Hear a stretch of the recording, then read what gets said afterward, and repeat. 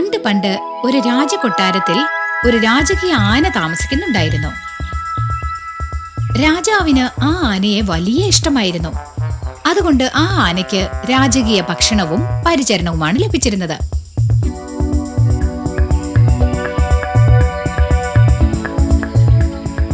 ആനപ്പന്തയുടെ അടുത്തുള്ള ഒരു കൂട്ടിൽ ഒരു നായയുണ്ടായിരുന്നു. അത് ക്ഷീണിച്ച് എല്ലും തോലുമായിരുന്നു. കൊട്ടാരത്തിലെ ആനയ്ക്ക് കൊടുക്കുന്ന ശർക്കര ചോറിന്റെ മണം നായയ്ക്ക് വലിയ ഇഷ്ടമായിരുന്നു.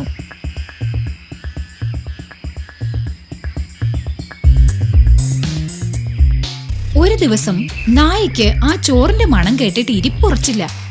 അതൊരു വിധത്തിൽ ആനപ്പന്തിയിലേക്ക് നുഴഞ്ഞു കയറി.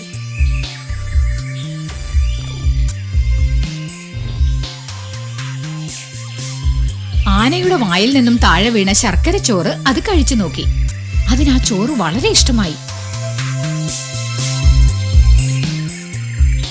പിന്നീട് എല്ലാ ദിവസവും നായ ചോറ് തിന്നാനായി വരാൻ തുടങ്ങി. സ്വാദിഷ്ടമായ ശർക്കര ചോറ് ആസ്വദിച്ച് കഴിക്കുന്ന തിരക്കിനിടയിൽ ആന ഇക്കാര്യം ശ്രദ്ധിച്ചതുമില്ല.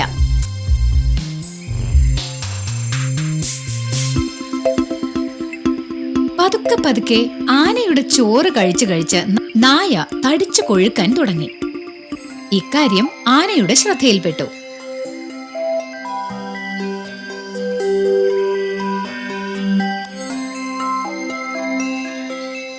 ആനയ്ക്ക് നായയുടെ സാന്നിധ്യം വളരെ ഇഷ്ടമായി. ആന സന്തോഷപൂർവ്വം നായയ്ക്ക് ചോറ് കൊടുക്കാൻ തുടങ്ങി. രണ്ടുപേരും ഒത്തൊരുമിച്ച് കളിച്ചു നടന്ന് അവർ നല്ല ചങ്ങാതിമാരായി മാറി. ഊണിലും ഉറക്കത്തിലും കളിയിലുമെല്ലാം അവരെപ്പോഴും ഒന്നായിരുന്നു. പരസ്പരം കണ്ടില്ലെങ്കിൽ രണ്ടിനും വിഷമം തോന്നുമെന്ന അവസ്ഥയിൽ എത്തിച്ചേർന്നു. വളരെ അടുത്ത സുഹൃത്തുക്കളായി മാറിയ രണ്ടുപേർക്കും പിരിയാൻ ഒട്ടും ആഗ്രഹമില്ലായിരുന്നു. ഒരു ദിവസം ഈ കാഴ്ച കണ്ട ഒരാൾ ആനപ്പാപ്പാനോട് ചോദിച്ചു, ആ നായയെ എനിക്ക് തരാമോ? അതിന് ഞാൻ എന്ത് വില തരണം? നായ ആനപ്പാപ്പന്റെ സ്വന്തമല്ല. എന്നിട്ട് പോലും അയാൾ അതിനെ വിറ്റ് പണം വാങ്ങിച്ചു.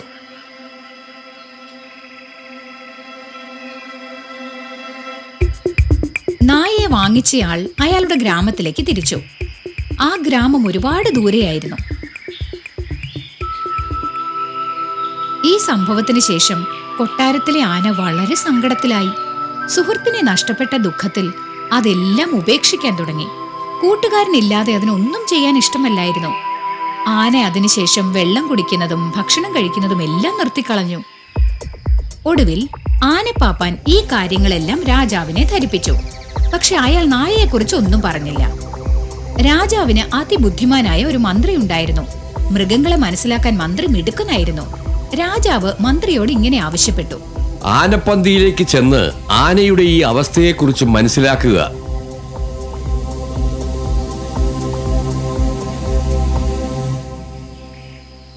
ബുദ്ധിമാനായ മന്ത്രി നേരെ ആനപ്പന്തിയിലേക്ക് ചെന്നു.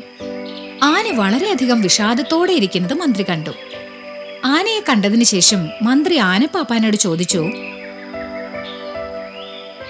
ആനയുടെ ആരോഗ്യത്തിന് ഒരു കുഴപ്പവുമില്ല, പിന്നെന്തിനാ ഇത്ര വിഷമിക്കുന്നേ? ഈ ആനയ്ക്ക് വിഷാദ രോഗം ബാധിച്ചിട്ടുണ്ട്. മിക്കവാറും അതിന് അടുത്ത കൂട്ടുകാരന് നഷ്ടപ്പെട്ടിരിക്കും. ഈ ആനയ്ക്ക് വളരെ അടുത്ത ചങ്ങാതിമാരാരെങ്കിലും ഉണ്ടായിരുന്നോ? ഈ ആനയോടൊപ്പം ഊണിലും ഉറക്കത്തിലും കളിയിലും വിട്ടുപിരിയാത്ത ഒരു നായ ഉണ്ടായിരുന്നു. ഏതോ ഒരു അപരിചിത 3 ദിവസം മുമ്പ് ആ നായയെ കൊണ്ടുപോയി. എവിടെയാ നായ? എനിക്കറിയില്ല. മഹാരാജാവേ, അങ്ങ് എന്റെ അഭിപ്രായം ചോദിച്ചിരുന്നല്ലോ. കൊട്ടാരത്തിലെ ആനയ്ക്ക് യാതൊരു അസുഖവുമില്ല. അതിന്റെ അടുത്ത ചങ്ങാതിയായ നായയെ നഷ്ടപ്പെട്ടതിലുള്ള ദുഃഖമാ അതിന്. ആ നായ ഇപ്പൊ എവിടെ ഉണ്ടെന്നറിയാമോ? ആനപ്പാപ്പാൻ പറഞ്ഞതനുസരിച്ച് ഒരു അപരിചിതൻ നായയെ കൊണ്ടുപോയത്രേ. പക്ഷെ ഇപ്പോൾ അത് എവിടെയുണ്ടെന്ന് അയാൾക്കറിയില്ല. ആനയുടെ ചങ്ങാതിയെ കൂട്ടിക്കൊണ്ടുവന്ന് അതിനെ സന്തോഷിപ്പിക്കാനായെങ്കിൽ ഉത്തരവിട്ടാലും മഹാരാജൻ. കൊട്ടാരത്തിലെ നായയെ കൊണ്ടുപോയവർക്ക് തക്ക ശിക്ഷ കൊടുക്കണം. അതാണ് ഒരു മാർഗം. പിന്നെ ആരും ആവർത്തിക്കില്ല.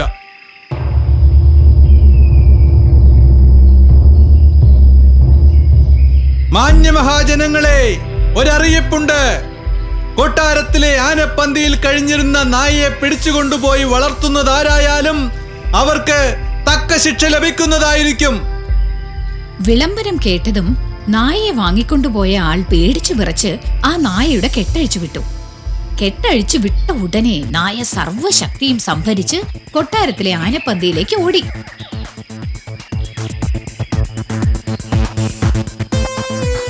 നായയെ കണ്ടതും ആന വളരെയധികം സന്തോഷിച്ചു. നായയെ മുതുകിലേറ്റി ആന സന്തോഷം പ്രകടിപ്പിച്ചു. നായ അരികിലെത്തിയതും ആനയുടെ കണ്ണുകൾ സന്തോഷം കൊണ്ട് തിളങ്ങുന്നുണ്ടായിരുന്നു. സന്തോഷം തുളുമ്പുന്ന ആനയെ കണ്ടപ്പോഴാണ് രാജാവിനും സമാധാനമായത്. ബുദ്ധിപൂർവം നീതി നടപ്പാക്കിയ മന്ത്രിക്ക് തക്ക പാരിതോഷികങ്ങൾ ലഭിച്ചു. അതിനുശേഷം ആ നായയും ആനയും കൂട്ടുകാരായി സന്തോഷത്തോടെ ജീവിച്ചു വന്നു. പ്രിയപ്പെട്ട കുട്ടികളെ, ഈ കഥയിൽ നിന്ന് നിങ്ങൾക്ക് എന്താണ് മനസ്സിലായത്? ആനയും നായയും എത്ര നല്ല സുഹൃത്തുക്കളാണെന്ന് കണ്ടില്ലേ? അതാണ് സൗഹൃദം. ഓരോരുത്തരുടെയും ജീവിതത്തിൽ ലഭിക്കാവുന്ന അമൂല്യ ബന്ധമാണ് സൗഹൃദം. ഈ കഥയുടെ സാരം യഥാർത്ഥ സുഹൃത്തുക്കളെ ഒരിക്കലും വേർപിരിക്കാനാവില്ലെന്നതാണ്. അടുത്ത സുഹൃത്തുക്കളുമായി അഭിപ്രായ വ്യത്യാസമോ തർക്കമോ ഉണ്ടായാൽ തന്നെയും സുഹൃത്ത് ബന്ധം ഒരിക്കലും മുറിയാൻ അനുവദിക്കരുത്. എല്ലാവരും കേട്ടല്ലോ കൂട്ടുകാരെ?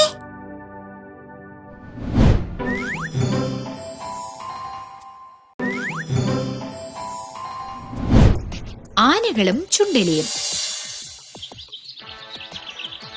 ഒരിക്കൽ കാട്ടിലുള്ള ആനകളെല്ലാം കൂടി പറ്റും പറ്റുമായി ഭക്ഷണം അന്വേഷിച്ച് മറ്റൊരു സ്ഥലം തേടി പുറപ്പെട്ടു. ആനകൾ നടന്ന വഴിക്ക് ധാരാളം ചുണ്ടലികളെ ചവിട്ടി അരച്ചുകൊണ്ടാണ് പോയത്. അങ്ങനെ മറ്റുള്ള ചുണ്ടലികളെല്ലാം ഒത്തുകൂടി. ആനകളുടെ നേതാവിനെ കാണാനും ഇക്കാര്യം അറിയിച്ച് ഇതിനൊരു പരിഹാരം കാണാനും അവർ ആ സമ്മേളനത്തിൽ തീരുമാനിച്ചു. ചുണ്ടലികളുടെ നേതാവ് മറ്റു ചുണ്ടലികളോടൊപ്പം വന്ന് ആനകളുടെ വഴി തടഞ്ഞു. ആരാണ് ഞങ്ങളുടെ വഴി തടയുന്നത്? ജീവനിൽ കൊതിയുണ്ടെങ്കിൽ മര്യാദയ്ക്ക് ഓടിപ്പൊയ്ക്കോണം. ആനച്ചേട്ടാ, ദേഷ്യപ്പെടരുത്. ആനകൾ ധൈര്യശാലികളാണെന്നത് ലോകം മുഴുവനും അറിയാവുന്ന കാര്യമാണ്. നിങ്ങളുടെ വഴി തടഞ്ഞ് യാത്ര തടസ്സപ്പെടുത്താനല്ല ഞങ്ങളിവിടെ വന്നത്. മരണത്തെക്കുറിച്ചുള്ള ഞങ്ങളുടെ പേടി അറിയിക്കാനാ വന്നത്. നിങ്ങളുടെ കാലിനടിയിൽപ്പെട്ട് ഞങ്ങളുടെ ധാരാളം കൂട്ടുകാർ മരിച്ചിരിക്കുന്നു. അതുകൊണ്ട് നിങ്ങളുടെ യാത്രയുടെ വഴി മാറ്റുകയാണെങ്കിൽ ഞങ്ങൾക്കെല്ലാവർക്കും വളരെ ഉപകാരമായിരിക്കും. ഈ ഉപകാരം ചെയ്യാമോ? ഞങ്ങളോട് ക്ഷമിക്കണം. നിങ്ങളെ നശിപ്പിക്കണമെന്നുള്ളതല്ല ഞങ്ങളുടെ ഉദ്ദേശം. യാത്രയുടെ വഴി മാറ്റാൻ ഞങ്ങൾക്ക് യാതൊരു കുഴപ്പവുമില്ല. വിഷമിക്കണ്ട. ഇനി ഞങ്ങൾ നിങ്ങളെ യാതൊരു വിധത്തിലും ഉപദ്രവിക്കുകയില്ല. നന്ദി. നിങ്ങളോട് വളരെയധികം നന്ദിയുണ്ട്. ഞങ്ങൾ പറയുന്നത് കാര്യമായിട്ടെടുത്ത് ഞങ്ങളുടെ അപേക്ഷ സ്വീകരിച്ചില്ലേ? പ്രത്യുപകാരമായി നിങ്ങൾക്ക് എന്ത് ആവശ്യം വന്നാലും ഞങ്ങൾ സഹായിക്കാം. വരട്ടെ.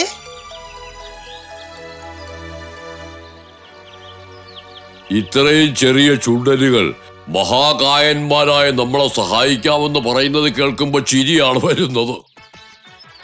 ഒരു ദിവസം പതിവ് പോലെ ആനകൾ തടാകത്തിൽ കുളിക്കാനായി പുറപ്പെട്ടു. വേടന്മാർ വിരിച്ചു വെച്ചിരുന്ന വലയിൽ അവർ കുടുങ്ങി. ആനകൾ ഉറക്കെ ചിഹ്നം വിളിക്കുന്നത് കേട്ട എലികൾക്ക് അവ ഏതോ ആപത്തിൽ കുടുങ്ങിയിരിക്കുകയാണെന്ന് മനസ്സിലായി. അവ ചിഹ്നം വിളിയുടെ ശബ്ദം കേട്ട ഭാഗത്തേക്ക് പാഞ്ഞു ചെന്നു. വലയിലകപ്പെട്ട ആനകളുടെ സങ്കടം മനസ്സിലാക്കിയ എലികൾ അവയുടെ കൂർത്ത പല്ലുകൾ കൊണ്ട് എല്ലാ വലകളും കടിച്ചു കീറി ആനകളെ സ്വതന്ത്രരാക്കി. ആനകൾ തങ്ങളുടെ തുമ്പിക്കൈകൾ ഉയർത്തി തങ്ങളെ സഹായിച്ച എലികൾക്ക് നന്ദി രേഖപ്പെടുത്തി. എലികൾ ആനകളുടെ മുതുകിൽ കയറി സന്തോഷത്തോടെ ഓടിക്കളിച്ചു. ഗുണപാഠം: ഈ ഭൂമിയിൽ ആരെയും തരം താണവരായി കരുതരുത്. അത്യാവശ്യം വരുമ്പോൾ അവരുടെ സഹായം നമുക്ക് വേണ്ടിവരും.